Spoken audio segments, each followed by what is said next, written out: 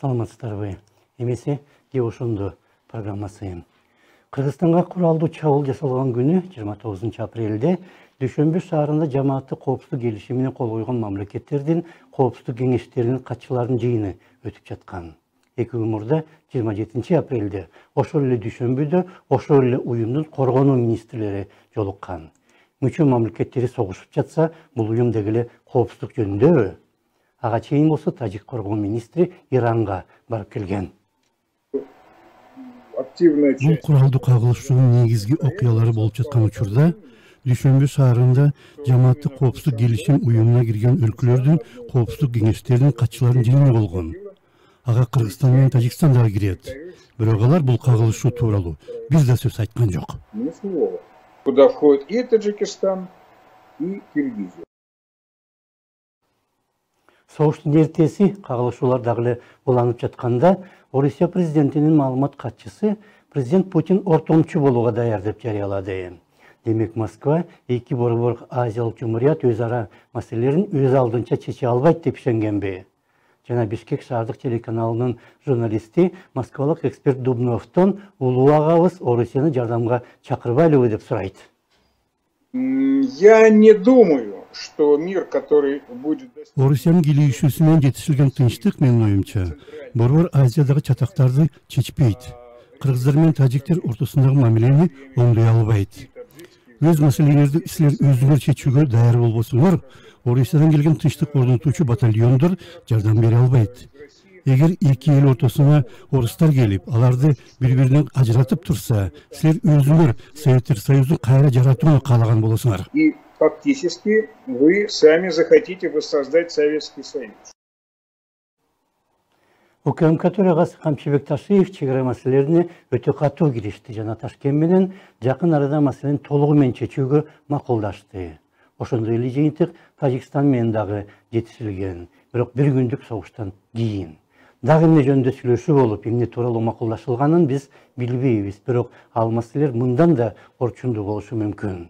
Жаңжал болсо, чегаралар жабылып, контрабандага бөгөт коюлгандыктан башталган. Кытайга чыгып атышат биздин мамлекет аркылуу. Кытайдан биздин мамлекетке аркылуу Тажикстанга товарлар келип атат. Эми алар дагы өтпөйт. Биз мамлекет чегараны чечмейинчи. Биз чегараны чечишибиз керек. Андай кылбасак туугандар, чегара чечилбей жата берет экен, булар каалаган товарын биз аркылуу буяка сата берет экен, биз аркылуу каалаган товарын ала берет экен, биз орто жолдо монтип, же чегара чечилбей, постоянно монтип ызычуу болуп, уруш талаш болуп отура берет экенбиз. Авторитардык Тажикстанда бир да аскер жетекчиси буйрук бермейин чабуулга өтпөйт жана бир дагы офицер андай буйрукту президенттин макулдугусуз бере албайт. Бирок андай өлкө өзү дагы башка дөөлөт мамлекеттери менен макулдашмайын кошуна мамлекеттин чегарасын бузуп, аскери кол салууга бара албайт болчу. Эми кагылышуулар токтогондон кийин мындай нерсе кайталанбаш деп айтса болот. Мындай нерсе башка кайталанбаш керек.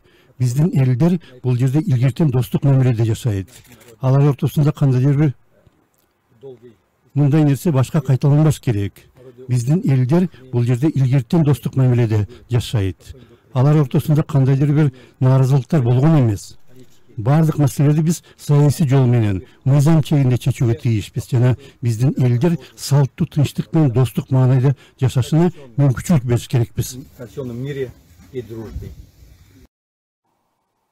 Мындай нерсе кайталанбаш керек болуп жана аскерлер согушка чейинки турумдарына кайтарылса, анда бул согуштун деги эле эмне кереги бар эле?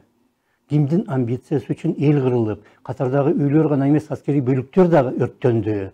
Азыр айрым коомдук уюмдар бул агрессияны ООНдун коопсуздук кеңешинде талкуулап, мүмкүн эл аралык трибунал да түзүш керек дейт. Бирок бийликтин өзүнүн билгени бардай. Тажикстан тарапка бөлүгүн көтөрүп деп кайрылбайбыз. Биздин өзүбүз күчүбүз, мүмкүнчүлүгүбүз жетет. Өзүбүздүн мүмкүнчүлүгүбүз менен биз өзүбүздүн элибизге үйдү курабыз. Эгерде кайсы бир убакытта Тажикстан тарап ошо кылган иштерине өкүнүп жардам берем деп, то есть ошол биз ошо кылган бизге зыянчылыктарын толтуруп берем деп кайрылган болсо биз аны карайбыз. Бирок азыркы күндө биз Тажикстандан жардам бер деп суранбайбыз. Чечкинде саясий чара көрүлбөй жатканы Кыргызстан кайсы бир башка мамлекеттин каарынан коркуп жатканынын белгиси болушу мүмкүн. Кеп ошондо саламатта калыңыздар.